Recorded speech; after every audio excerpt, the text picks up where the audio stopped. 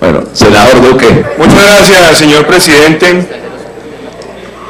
Yo creo que este debate, de alguna manera, tiene una gran trascendencia. Y preocupa que a veces este debate termine cayendo en unos terrenos de maniqueísmo. Paz, guerra, guerreristas, pacifistas, enemigos de la paz, amigos de la paz. Yo creo que esos términos poco contribuyen a este debate.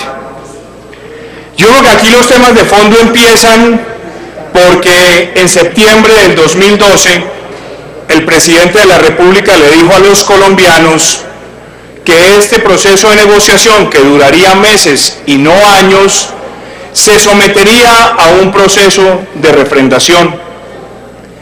Y el jefe del Estado empezó a invocar en sus intervenciones la palabra referendo, no ningún otro de los mecanismos de participación ciudadana, hasta el punto que el propio gobierno introdujo reformas a la ley para que ese referendo, con el cual se quería refrendar los acuerdos, se pudiera adelantar coincidentemente con otras elecciones.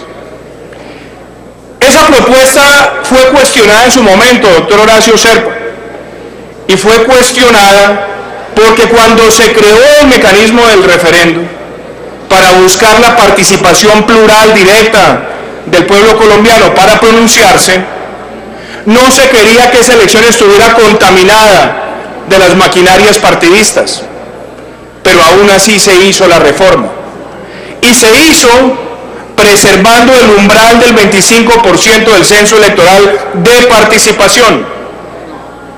Ahora, las bondades que tenía ese referendo, como lo dijo también la Corte Constitucional, fuera de ese umbral del 25% de participación, tenían que ver con la posibilidad de darle una oportunidad de votación informada, senador Andrade, para que el pueblo colombiano pregunta por pregunta pudiera esclarecer las grandes dicotomías que se le plantean, como también lo dijo el doctor Humberto de la Calle cuando escribió sus memorias de la Constituyente.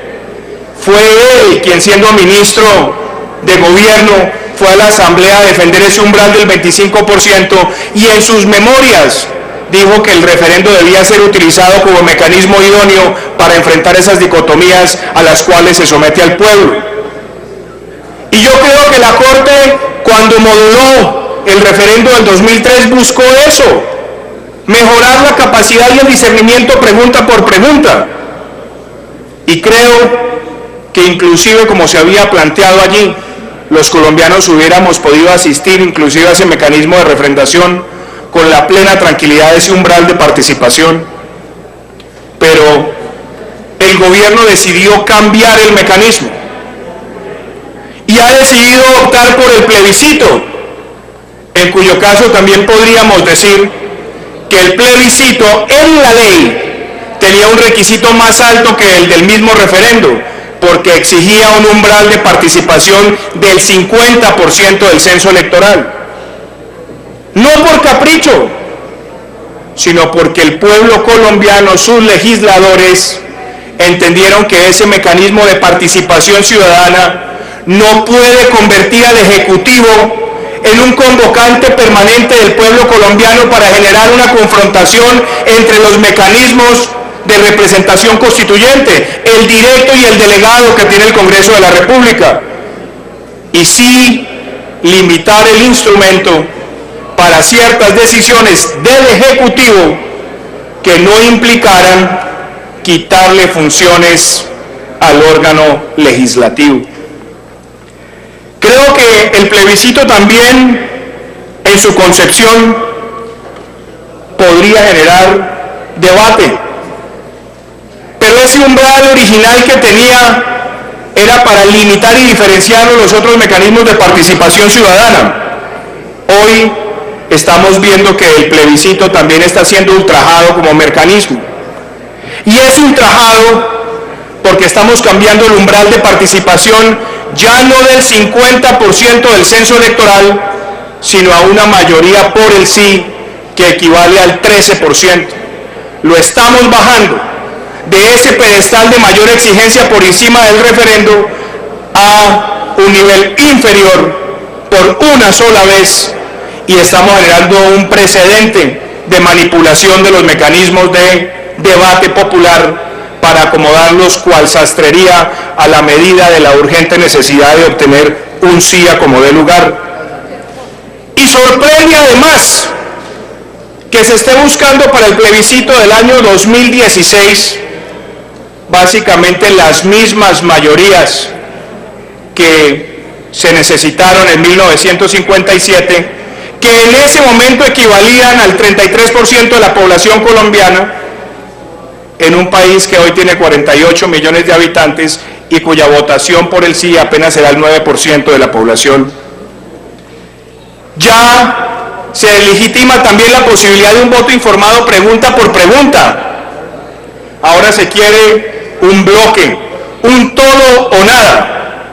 Y se quiere además, senador Villalba, abrir una vinculación directa con los mecanismos de implementación. Es decir, el pronunciamiento de una minoría va a habilitar a que el gobierno se sienta a sus anchas para el ejercicio de sus facultades que ha tramitado a través del acto legislativo y para que además sustituya las funciones soberanas propias del Congreso. Creo que como están planteadas las cosas en este proyecto, estamos acudiendo ante un contrato por adhesión.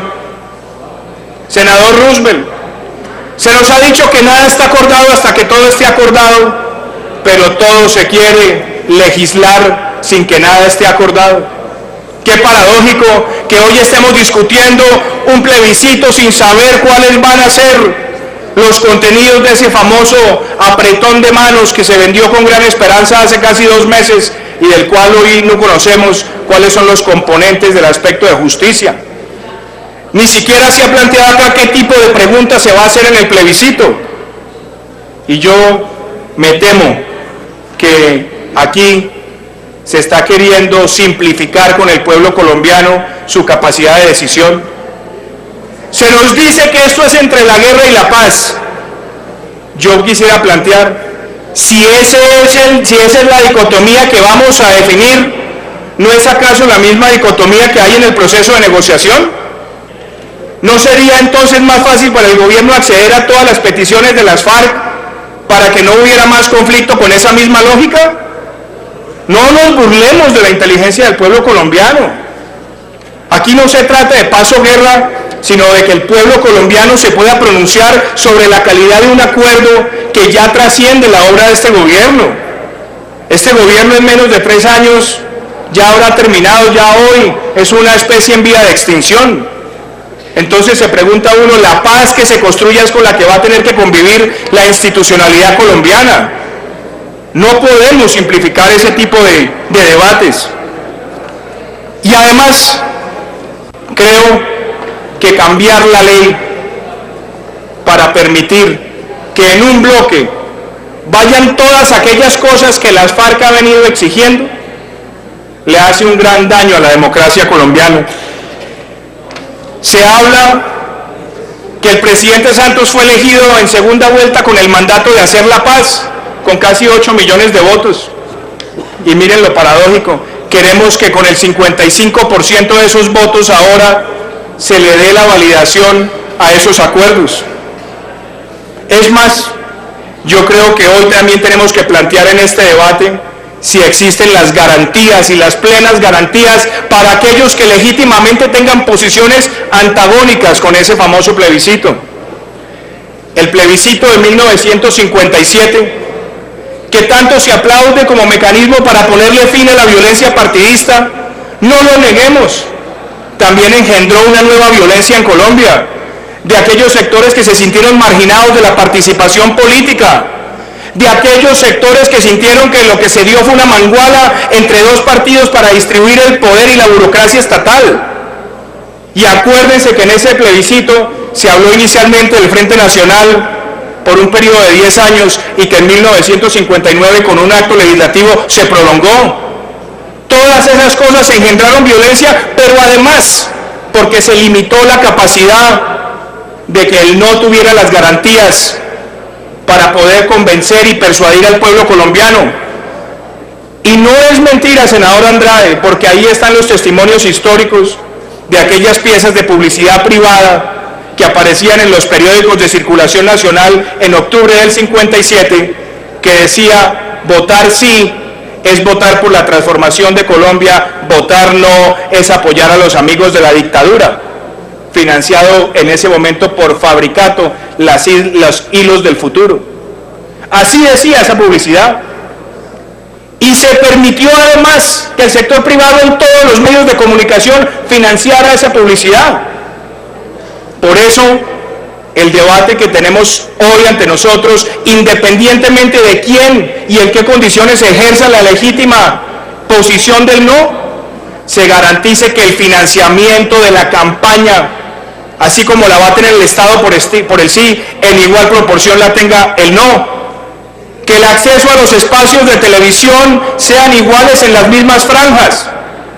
Que los mecanismos para disponer e informarle al pueblo colombiano sobre el acuerdo que firme el gobierno con las FARC tengan también la misma posibilidad de esgrimir los argumentos del no, porque eso engrandece la democracia.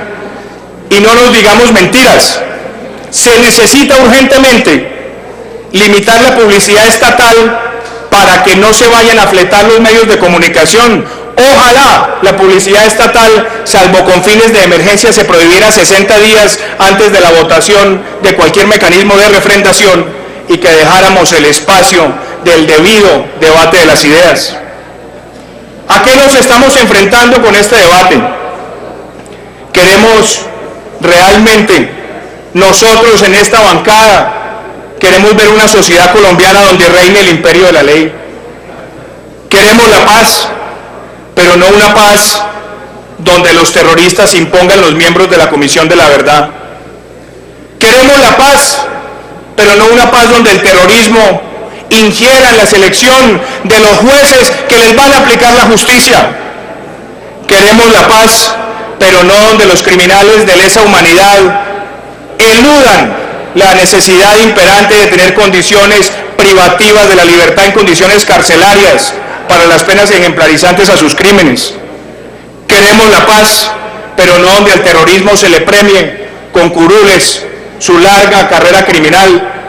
Queremos la paz, pero donde la fortuna delincuencial de esa organización delictiva sea puesta al servicio de la reparación efectiva de las víctimas. Queremos la paz, pero no donde se sustituya la Constitución, se eliminen los poderes del Congreso y se le den facultades omnímodas limitantes de la soberanía del Parlamento al Ejecutivo. Un senador bastante pintoresco el día de hoy se refería a los hechos de París. La pregunta es, ¿existen semejanzas entre ISIS y las FARC? El mundo ya conoce esos hombres que son utilizados como bombas que entran a lugares de público para ser explotados y aniquilar cualquier cantidad de vidas, o que entran con la frialdad del criminal a asesinar con tiros de gracia en lugares públicos. No hay ninguna diferencia en esos hechos criminales con lo que ha cometido las FARC. No se nos pueden olvidar los crímenes de Joana Yara, que en el sur de Colombia transportaba dinamita amarrada al cuerpo y fue explotada por una carga asesina de las FARC, o del niño Heriberto en el Cauca, que también fue utilizado para violentar con los mismos mecanismos una estación de policía. No hay diferencia entre las bombas de ISIS en Siria y el incidente de Bojayá. No hay diferencia entre el asesinato miserable de cuantos periodistas en el Medio Oriente con el crimen que se ejerció por parte de las FARC aniquilando a sangre fría a 11 diputados. Pero sí hay una diferencia. Este país le ha apostado desde hace tiempo a buscar una solución, a veces conversada, negociada con esos grupos, bajo el entendido que puede existir un margen interno de apreciación. Duele ver ese relativismo moral a veces esa indignación frente a los unos y no frente a los otros con los crímenes deleznables que han cometido. Pero aceptando eso, y aceptando que el margen interno de apreciación nos da la posibilidad de buscar una solución negociada, esa solución negociada no puede ser consolidada sobre la impunidad, sobre el desvertebramiento institucional del país, sobre derrumbar las bases de una democracia creíble, sobre someter al pueblo colombiano a una elección donde vaya con un conocimiento y con una voluntad viciada, donde se le diga que va a tener que escoger entre paz o guerra. Los colombianos queremos asistir a un debate franco, informado, donde sepamos lo que vamos a decidir, donde no se nos estigmatice por tener posiciones favorables o antagónicas. Yo no considero que los que defienden ese acuerdo sean sumisos amigos de las FARC, como tampoco tolero que se diga que a quienes digan que defienden los principios de justicia en este país son amigos de la guerra.